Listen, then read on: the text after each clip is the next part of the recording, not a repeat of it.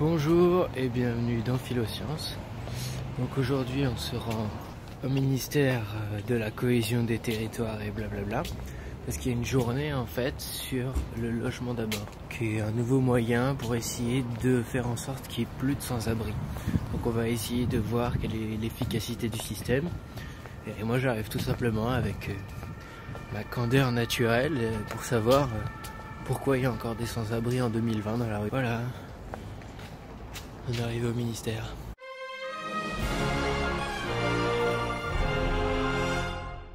Donc là on a passé la sécurité qui est derrière. Ils m'ont confisqué ma fourchette, mais je la récupère après. Et donc ici il y a l'accueil. Je vais prendre mon petit badge. Bonjour et bienvenue sur Philosciences. On est au ministère de la cohésion des territoires et blablabla. Et vous avez retenu le nom complet, vous? Non. Il doit y avoir la solidarité. Voilà, probablement. Ouais. C'est important pourtant, pardon, je l'ai oublié. Et donc on a 3 personnes avec nous ici qui travaillent dans le 93 et qui s'occupent des sans-abri, qui aident les sans-abri dans un dispositif qu'on appelle le logement d'abord, qui a bien marché dans les pays du Nord. Et donc on essaie de copier copieusement en France. Et je vous laisse vous présenter. Alors, je suis David Ferrag, coordinateur du service d'accompagnement du logement d'abord à Interlogement 93. D'accord. Je m'appelle Lolita Aghetti, je suis responsable des projets au sein du service Solidarité Logement dans le conseil départemental de la Seine-Saint-Denis, département, collectivité territoriale. D'accord, Voilà. c'est précis. C'est précis. Okay. Et moi je m'appelle Léonore Cortès, je travaille aussi au conseil départemental de la Seine-Saint-Denis, au service Solidarité Logement. Ok, eh ben, merci beaucoup en tout cas d'avoir accepté cette interview Philosciences. Tout à l'heure j'ai parlé donc à une dame qui est coordinatrice mais à Dijon je crois, qui m'a dit oui, moi des logements ça va en fait j'en ai assez, mais je sais qu'il y a, dans d'autres endroits c'est limite, donc comment ça se passe dans le 93? Vous avez assez de logements par rapport aux demandes ou pas? Ils sont pas aux bons endroits? Comment ça se passe chez vous? On peut dire qu'en Ile-de-France, on est quand même moins bien doté en la matière parce que effectivement la saturation du logement social elle est énorme. D'accord. Et effectivement, entre le fait de trouver des logements, c'est un des freins et des obstacles les plus importants aujourd'hui au programme du logement d'abord. Et même encore un peu plus en Seine-Saint-Denis où il y a des programmes de renouvellement urbain importants, donc on reconstruit des quartiers, ce qui est une bonne chose. Ouais. Mais du coup, dans l'attribution du logement social, ces personnes-là sont aussi prioritaires. Donc ça peut obérer encore plus la possibilité Quelles personnes? Les personnes qui sont relogées. Non, les personnes qui sont logées, qui doivent être relogées parce que leur tour d'immeuble est détruite. D'accord. Et donc il y a encore plus d'embouteillage, si je puis dire, à l'accès au logement social. Donc trouver du contingent chez les bailleurs, c'est de plus en plus difficile, et ça va être encore plus difficile les années à venir. Du contingent, ça veut dire il y a les bailleurs sociaux et ils ont des logements disponibles, vous appelez ça le contingent, c'est ça? Voilà, c'est leur stock de logements. En fait, quand on fait une opération de logement social, c'est les bailleurs sociaux qui sont propriétaires, qui construisent, qui portent, qui gèrent.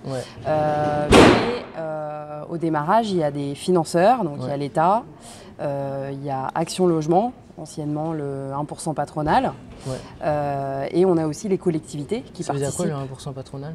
En fait, c'est quand vous êtes dans une entreprise d'un certain nombre de salariés, 20-25, votre entreprise, elle cotise à un collecteur pour aider à la construction du logement social.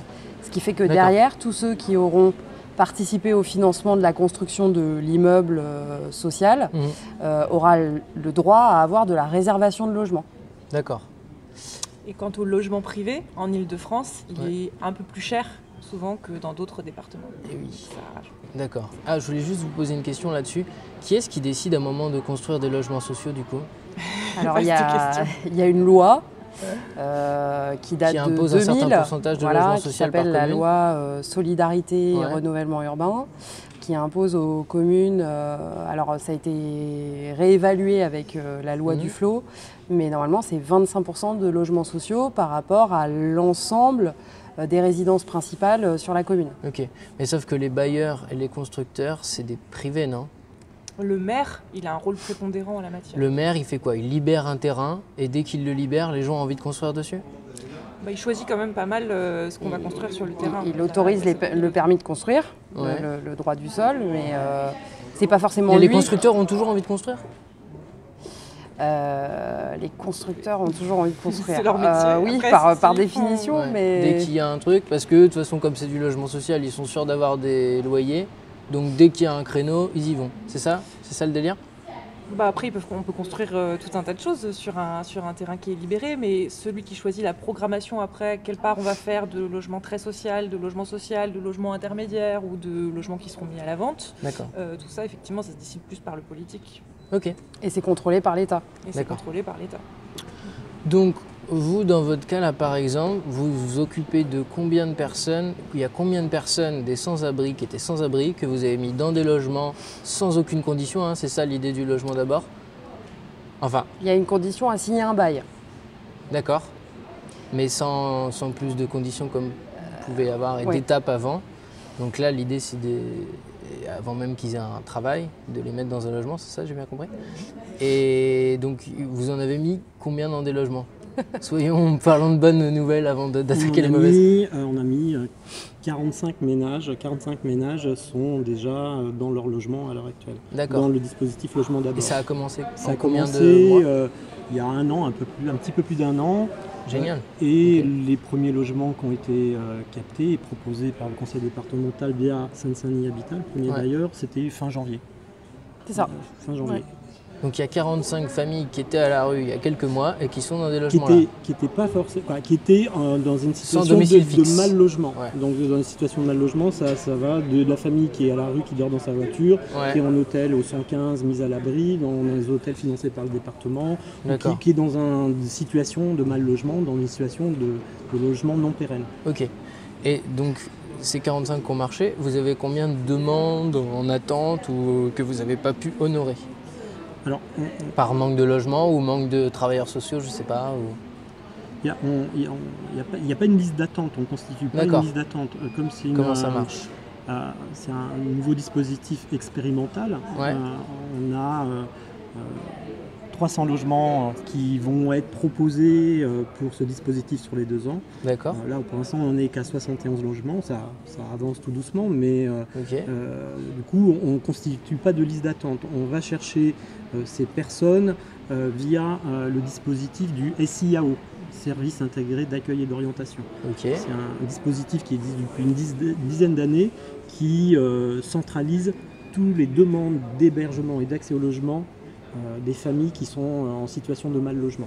D'accord. C'est un C'est peu- rempli par les assistantes sociales ou C'est par les rempli- familles elles-mêmes? Non, c'est rempli par tout prescripteur social D'accord. qui suit un ménage, un isolé comme une famille et qui est en Ok. difficulté d'hébergement et de logement. Et quand on est dans la rue et qu'on appelle le 115, parce que Ouais. le 115 c'est aussi le SIAO, là aussi on peut faire l'objet d'un enregistrement par le SIAO Mhm. et du coup être dans ces listes-là. Ok. Et alors comment vous avez choisi dans ces listes? Vous avez pris au hasard Alors, nous, dispositifs, en tout cas, moi j'accompagne une équipe de travailleurs sociaux, on ne peut pas nous solliciter, les prescripteurs qui ont fait ces dossiers ne peuvent pas nous solliciter, Mhm. et nous on ne peut pas choisir le ménage, on ne fait pas un choix de ménage. Qui a fait la alors, correspondance? C'est le SIAO, qui est le dispositif qui centralise Ouais. toutes ces demandes. Dès lors qu'il y a un logement qui est disponible, on leur informe de ce logement et eux font ce qu'on appelle une randomisation.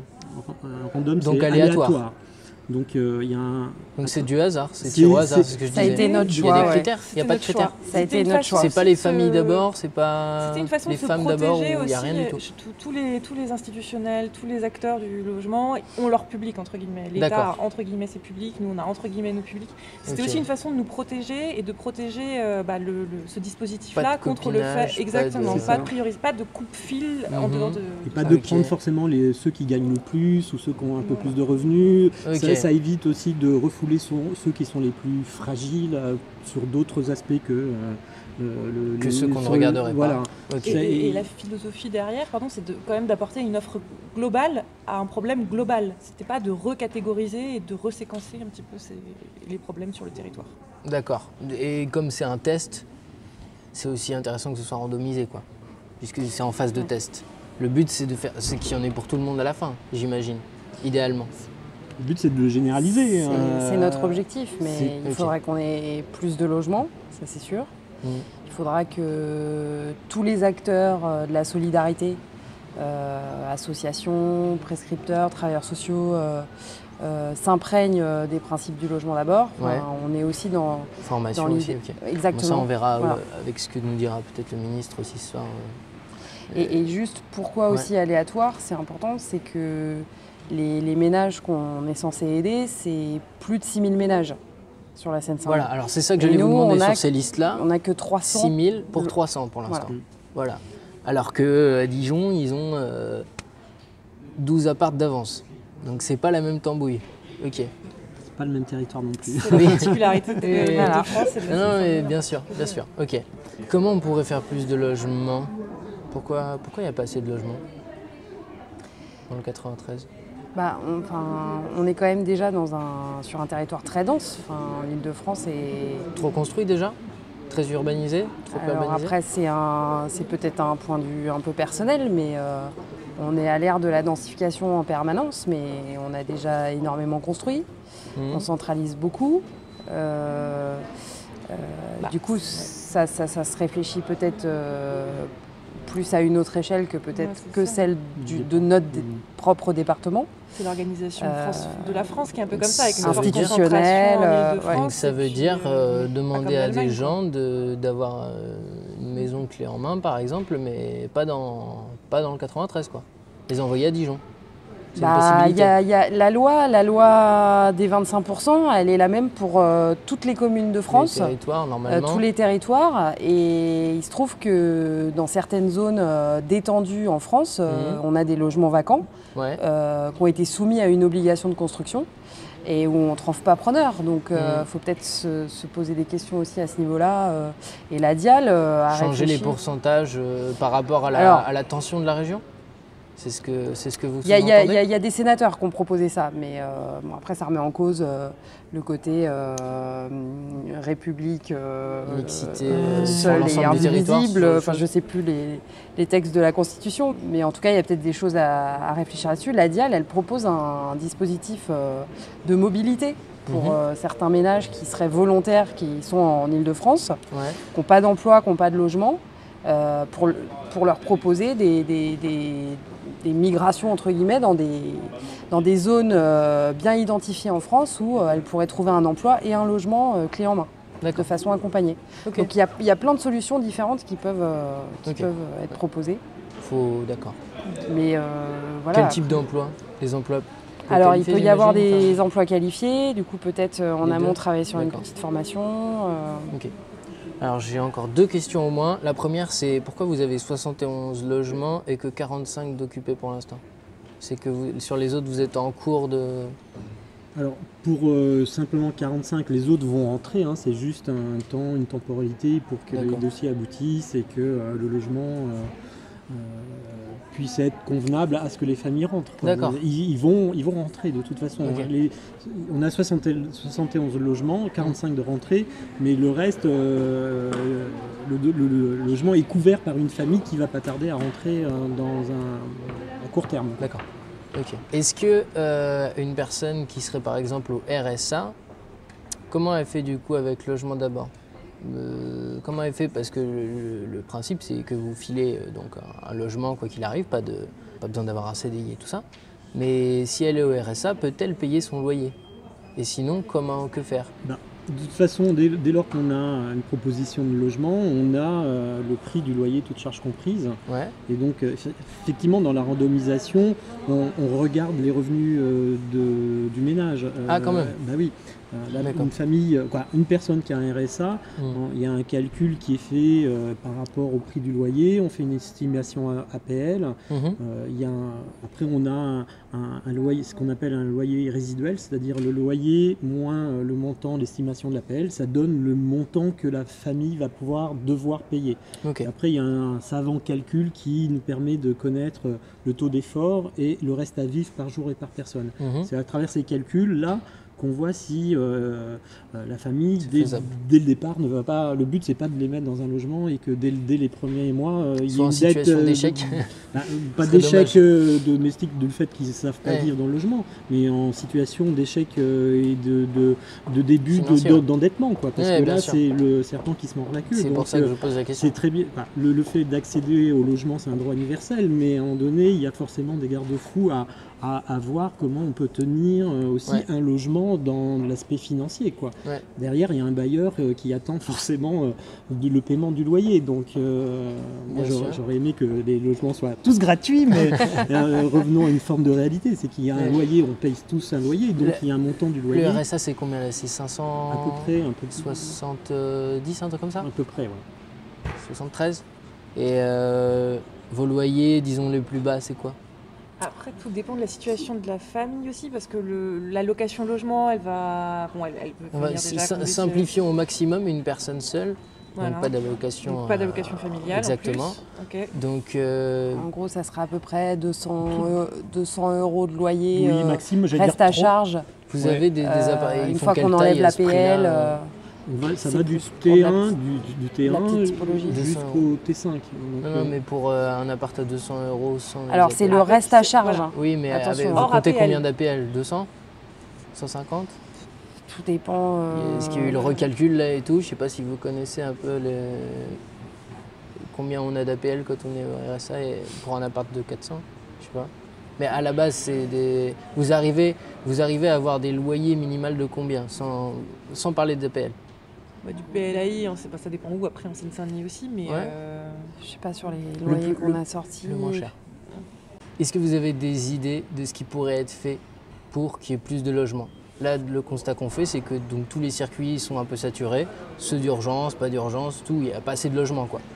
C'est quoi les solutions pour qu'il y ait plus de logements? Est-ce que c'est je sais pas, réquisitionner des logements, forcer plus les maires à construire par des amendes, forcer, je sais pas, est-ce que vous parlez de choses entre vous? Est-ce que vous vous dites putain, ils sont cons là-haut, nous on sait ce qu'il faudrait faire, c'est ça, pourquoi ils le font pas? Est-ce qu'il y a ce genre de discussion parfois ou pas du tout? Vous êtes plutôt égaré en mode. Ce que j'ai envie de dire, c'est que toute la chaîne est liée, et bon, c'est un tout petit peu ce qu'on disait. Effectivement, les structures d'hébergement, elles ancrent aussi. Une personne qui passe 10 ans dans un hôtel social dans le 93, elle va peut-être pas changer de territoire du jour au lendemain pour trouver un logement. Et donc en fait, toute cette question de l'équilibre territorial, elle se pose à tous les niveaux, de l'hôtel au CHRS, en passant par le logement. Et donc il y a effectivement cette question de répartition territoriale. Donc, il faut soutenir l'effort de construction, mais il faut aussi qu'il soit équilibré sur l'ensemble du territoire, quoi. Oui, puis... Concrètement, qu'est-ce qu'on fait? Concrètement, on construit des CHRS dans... C'est quoi? Non, mais concrètement, on redonne aussi des structures d'urgence partout, plus. On redonne de l'équilibre au territoire, on l'a dit, mais même au sein de la métropole du Grand Paris, il y a un déséquilibre aussi de construction, de logements sociaux à certains endroits et à pas d'autres. Qui est dû à une volonté politique. Volonté politique, évidemment. Bien sûr, il y a des gens, il y a des politiques qui jouent le jeu, des politiques qui ne jouent pas le jeu. On parle de maires? Oui. C'est les maires qui sont responsables de ça? Les maires et les intercommunalités maintenant, mais oui, on peut retenir... Les départements donc? Intercommunalités? Les départements, on n'a pas ce rôle de... Les communautés de communes? Voilà, ça existe encore. C'est ça. Ça existe dans ma campagne. Communauté de communes, métropole, communauté... Oui, c'est ça, voilà. Toutes les intercommunalités. D'accord. Donc je vous donne argent illimité. Qu'est-ce que vous faites? Argent illimité. Donc là, vous m'avez parlé d'organisation. Là, je vous dis, vous avez argent illimité. Qu'est-ce que vous faites pour résoudre le problème des sans-abri? Du logement d'abord partout. Ouais, alors... Du logement d'abord partout, d'accord, mais donc les logements, ils sont pas là encore. Eh ben, on paye du super hôtel pour les sans-abri, hôtel 4 étoiles dans un premier temps, en attendant de pouvoir construire les logements. Moi, je pense qu'en vrai, les logements sont là. En vrai, les logements sont là, sauf qu'ils ne sont pas tous sur un petit territoire qu'est la Seine-Saint-Denis. Je pense que les logements, il y a de la vacance de logement dans les centres-villes. Il y a surtout à faire un état des lieux de ce qui existe réellement en France. Il y a forcément du logement disponible. Il y a des logements vacants partout. Il est où et qui s'en occupe quoi. Il y a un moment donné, il faut qu'il y ait un vrai état des lieux de l'accès au logement et comment c'est fait et par qui c'est fait. L'accès au logement, c'est complètement opaque et on comprend des fois des choses et après ça change. Et il y a une forme d'incompréhension. Donc là, on parle des logements sociaux. Qu'il y ait par exemple une nationalisation des demandes de logements sociaux, par exemple? Moi, c'est des choses qui sont normalement prévues à long terme. Oui, avoir un fichier unique. Je pense qu'avant de vouloir avoir l'argent et tout construire n'importe comment, il faut voir où on en est là aujourd'hui pour réfléchir correctement et que... Donc créer des indices, faire des enquêtes, des audits du logement en France. Un vrai état des lieux. Ça, c'est un truc qu'on n'a pas, quoi. En On 2019, sait où il y a de la vacance, on sait qu'il y a des centres-villes qui sont moribonds, mais juste il n'y a pas de volonté forcément d'accueillir les populations du logement d'abord dans ces logements-là. Après, moi, pour un autre, je pense qu'il y a aussi les prix, il n'y a pas seulement la construction, il y a la question des prix du logement. Parce que c'est des pauvres ou parce que c'est des étrangers? Bon, je ne sais pas, ça va demander au territoire concerné. Un peu des deux. Un peu des deux parfois. Dans le logement d'abord, dans les gens qui sont dans la rue, c'est quoi les pourcentages? Vous, j'imagine, vous occupez des gens de toute manière qui ont la nationalité française, tout du moins peut-être. Pas que. Demande dans les centres d'hébergement. Dès lors qu'ils sont régularisés. D'accord. Ou qui sont en cours de régularisation à court terme. Ok. Et vous savez à peu près les pourcentages de gens qui sont moi j'ai pas les chiffres qui viennent en tête, d'arriver ou des gens en tout cas ceux qu'on accompagne, comme on fait une randomisation et c'est aléatoire, ils ont un parcours singulier, ils sont peut-être primo-arrivants sur le territoire avec déjà le titre de séjour ou qui va arriver, ils ont une durée de mal logement depuis un certain temps ou plus court, peu importe quoi. Donc on ne fait pas une sélection liée au parcours, on les prend tels qu'ils sont dès qu'ils correspondent au logement d'abord. Et alors pour moi, un des vrais problèmes, donc effectivement, c'est plutôt le niveau des loyers qui est problématique. Donc si vous ne nous donnez pas tant un montant illimité d'argent, mais plutôt qu'une volonté illimitée de pouvoir faire tout ce qu'on veut. Et là, effectivement, l'encadrement des loyers, ça peut être aussi une question qui peut se plaider. C'est en cours là, non? Ça a été remis à Paris. Normalement oui, je crois qu'on est sur une phase expérimentale, donc un peu selon certaines volontés, toujours locales, politiques. Ça tombe bien, les élections des maires arrivent. Ok, d'accord. Ok, merci beaucoup. Quelque chose à ajouter, une précision? Non. Merci. Tout va bien. Merci à vous de vous occuper de ça, c'est génial. Bon ben voilà, on est dans l'amphithéâtre. Puis on attend que ça commence.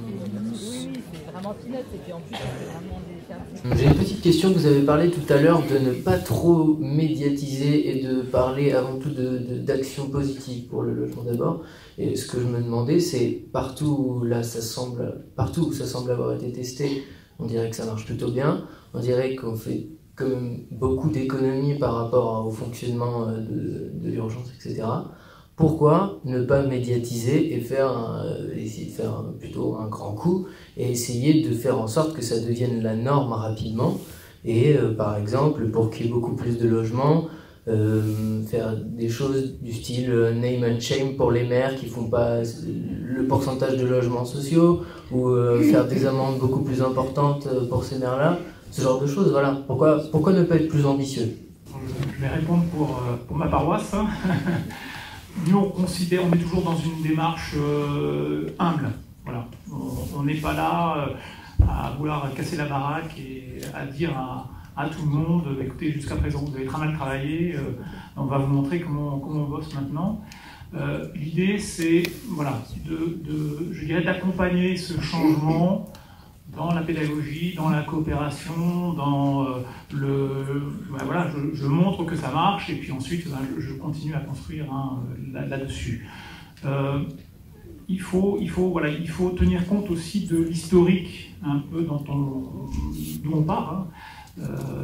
L'hébergement qui était le maître mot, on bouleverse beaucoup de choses, donc il faut vraiment y aller progressivement. La méthode douce, cette méthode, je dirais, de collaboration, pour l'instant, montre qu'elle fonctionne bien. Après, une fois de plus, informer le public, c'est assez dangereux. Parce qu'effectivement, comme Metz le précisait, on fait plein de choses pour les SDF, mais ils sont toujours dans la rue à faire la manche.